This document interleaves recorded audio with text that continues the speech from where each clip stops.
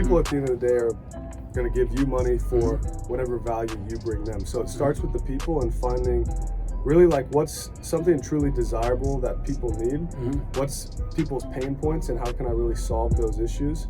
So it's what I like to call building an offer.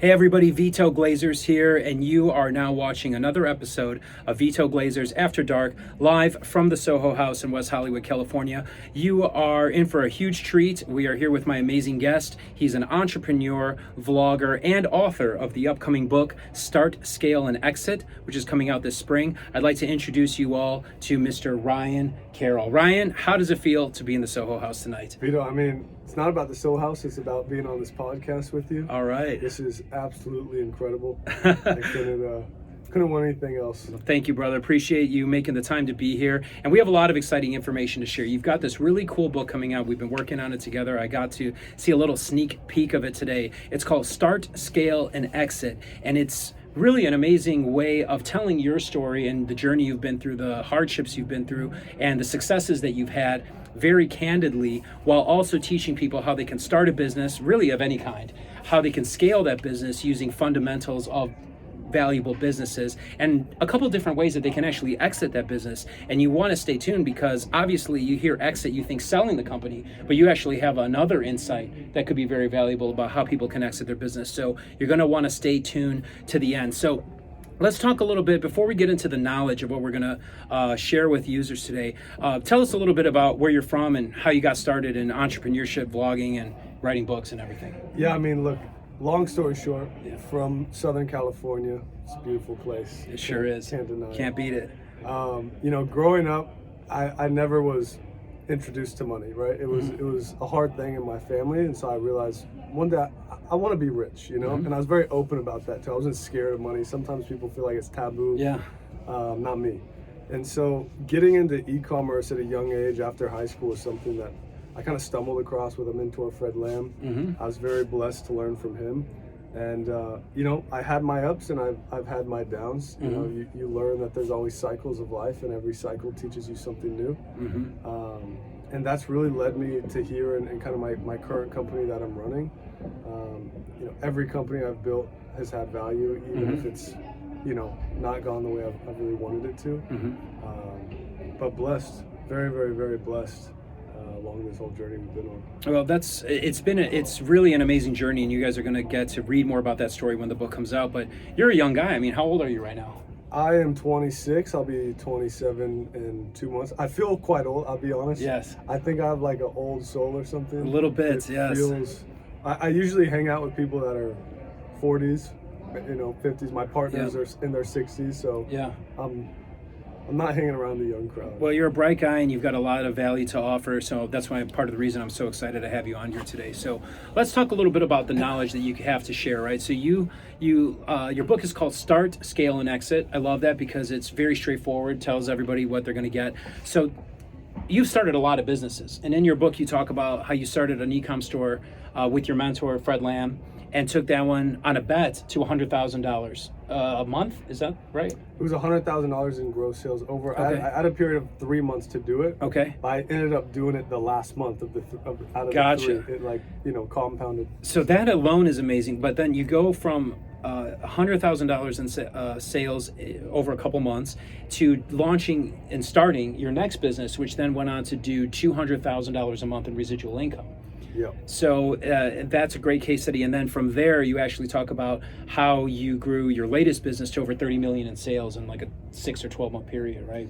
Yeah, a little less than a whole year. I mean, we're not even a year, and it's been probably 10 months. So the reason I'm saying this is because don't judge him by his age and his boyish good looks. He's actually got the insights, he's got the knowledge, and he's got the numbers to back it up. So starting a company, what was the things that you learned kind of along that journey? Or if somebody is watching here and they either haven't started a company or maybe they started a business and fail and are looking to start again, what are kind of like 2 or 3 insights or bullet points that you would give them that they might find in your book about how to start a new company that you've learned? Yeah, I think starting it all comes from people, right? People at the end of the day are going to give you money for whatever value you bring them. So it starts with the people and finding really like what's something truly desirable that people need, what's people's pain points, and how can I really solve those issues.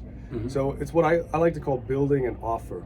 And Alex Hormozy coined this term in his book, but it's building an offer that people would feel stupid saying no to. Like they would feel stupid not to pay you for your offer, your business, because your service is ultimately just that good. And so it started with the people. Another big insight with this company from the get-go was like finding the right team to do it. You know, I have the e-commerce experience, but I realized, you know, I need a lot of people to build what I ultimately want. And that'll stop people too, is like they think, oh, I don't have the knowledge, or I don't have this. In the book Think and Grow Rich, I'm sure you've read by Napoleon Hill, he talks about specialized knowledge, right? You need to be good at one specific thing, and you need to know what that specific thing is, right? Be an expert in your lane. And my lane was really the vision and curating these companies, which is what I want to obviously teach them through the book Start, Scale, Exit. But in doing so, you know, you basically can just recruit people that might have those skill sets that you don't have. For instance, just like as an example, my COO of my company, Noah Wickham, he's sold $90 million on Amazon. Wow. With you know, other companies he was working with. And so when I recruited him in, I was like, I need someone who has that overall Amazon experience, right? Because I was more in Shopify and some other e-commerce stuff. And so for you guys out there watching this, it's finding that team of people, right, your core team who have that expertise, and ultimately finding a solution, again, in the marketplace, finding a problem and finding the desire of what people ultimately want, and putting those things together to really build a business that you can own. That's brilliant. So that's how you start the business. That's some great insights about how to start a company if you don't know where to start. You know, that's one of the things that I liked reading in your manuscript was step one, you really said, just have the vision. Right? Have a vision, and then kind of learn to put the pieces in the right place and kind of go from there. Now, that takes us to scaling the business. And scaling the business is really, from your perspective that I kind of picked up, was kind of just running the operations of it, right? So you've got marketing, you've got sales, and you've got fulfillment. So could you give us a little bit of insight about maybe some things that might be unique to your process about how you've scaled companies, $100,000 the first time, $200,000 a month the second time, and then $30 million the third time? Great question. I think for me, it always comes down to the math. I'm a big math guy. I sucked at math in school, but for some reason, when it comes math into business and when it's about money, you figured it out. And doing some simple calculations, that's all it is, right? So at the end of the day, right, you're trying to service people in whatever way your business is, but it's numbers, right? Okay, I want 100 new customers. Okay, how am I going to get those customers? We need to spend XYZ on ads to acquire a customer, right? What kind of profit am I going to get from that customer? So it's really just doing the math and then thinking at scale, right? So from the get-go, when I built my last company, I was thinking $1 million a month. I was always like, I want to do $1 million a month. I want to do $1 million. Okay, so what's the math on that, right? Some people just skip that, you know, and part of scaling is you want to scale. You're going to start with zero. How do you get to the next level? And what even is that next level? Some people think smaller. Some people are like, 10 grand a month, 100. Me, it was $1 million. Once you hit $1 million, of course, there's new benchmarks. We went to 5.5, and now there's bigger goals, right? But at the end of the day, scale comes down to just what is the math? How much do I need to spend on ads? How many customers do I need to fulfill? What's the operations cost? What's the profit? And from there, it becomes simple, right? I mean, scaling a company nowadays in 2023 is not a hard thing to do because of social media, which you know, it's. I mean, all these platforms out there, they want to take your money. They, you know why? Because they have the attention of the consumers, right? Attention is what I like to say the most valuable currency we have. Absolutely. Right? And so if you can get those people's attention, whether that be organically through social media, you know, I like to use paid ads because it's controlled. I know I could spend $100,000 this month and I could expect $1 million back, whatever that is. So you need to really have the skill set of marketing. I keep kind of touching on this, you know, running ads, right? You have to basically run ads online and get your message across of what your business and offer does. And the second biggest thing, besides obviously fulfillment and whatever, you know, business operation you've kind of built, you need to be able to sell, right? Without sales, there's nothing. If you get eyeballs and you get traffic to your website or whatever, and all of a sudden, you know, you have no way of selling them, then you have $0. Yeah, you got to close, right? At the end of the day, the transaction has to occur. You have to close, and I don't like thinking of sales as like this persuasion type thing. It doesn't have to be perceived in a negative way. It's leading people into a direction that will help them, right? You know, people want your solution. That's ultimately what you're giving them, right? You found a pain point, you created a product around that, something that they desire. It's now time to lead them to that direction. Yes. And so you need to have a really good sales process. You know, we have a huge sales team at this point that runs that. Yes. But from marketing and sales and doing the math, it's just like, all right, 1 + 1 = 2, you know? And then at that point, you can start putting more and more advertising dollars in and start scaling. So brilliant. just a little bit about behind the scenes of scaling. Yeah, so that's a great insight, and I think you guys kind of are going to see what you're in for when you break this down more in the book and actually show specific case studies and stuff. So that brings us to the last point of the book. So you started your business, you've scaled it. Now let's talk about the exit. So when you're exiting, everybody thinks, I mean, even I thought, and I'm a pretty broad thinker, right? I'm always thinking outside the box, but I always said, okay, if you're going to exit a company, you're going to go list it online, you're going to sell it, or you're going to get acquired. But you actually talk about a different way of exiting a company in your book. So tell us a little bit about, if you want to touch on exiting traditionally, please do, but I'm really interested in this non-traditional exit that you've kind of started talking about. I mean, the traditional side is pretty obvious. You know, you can get acquired, there's private equity, there's bigger companies that want to maybe roll up or do something like that. An exit in my mind, because again, I wanted to build a business, right? It all starts with, I wanted to build a business that I could own at the end of the day. I want to be a high level business owner so I can then go focus on what I'm passionate about. I told you, we're talking about the book. I want to be a thriving artist, not a starving artist, right? Everyone coins this, oh, the starving artist. Why do we gotta starve? Like, let's thrive. And so I've put this mentality of like, go after the money first, build the business first, and do what you're passionate about second. And so, you know, when you want to go do what you're passionate about, you kind of need to exit the company in some sense. You can't just spend hours of your day operating it, or, you know, even being the CEO. Right. So if you look at Jeff Bezos right now on Amazon, for example, he's one of the board members. Like, he's not he's not the CEO anymore. And now you see him flying around on jets, going to Aspen and his new $89 million home in Hawaii and everything. So he's still a part of Amazon, but he's quote unquote exited because now he works at such a high level. So my thing with exiting is, let's build a team, number one, that's just incredibly, I'll use the term badass. Right? A badass team.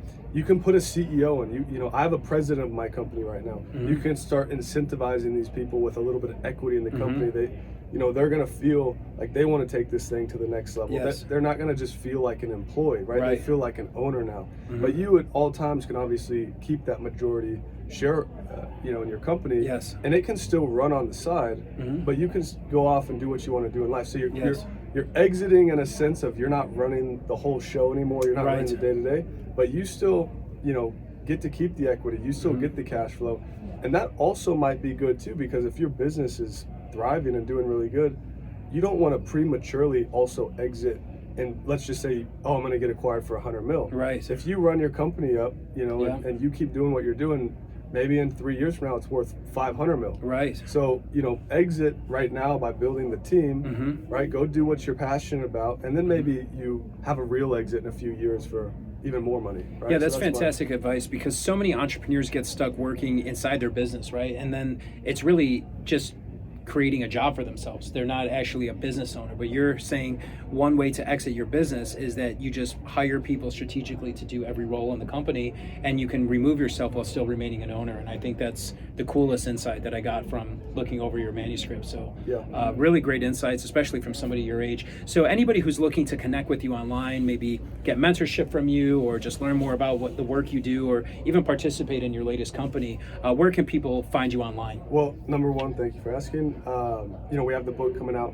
in a few months, Start, Scale, Exit, so just look out for that. Instagram, always the best. You can shoot me a DM. I promise I'm not going to answer most everybody, but like if I stumble across your message and it's a good message, I tell people, if you're going to like DM someone good, like bring them some sort of value, be unique. Don't just like say like, hi, can you help me? Like you get a lot of those messages or whatever. So Instagram is Ryan A. Carroll. Carroll spelled 2 R's and 2 L's.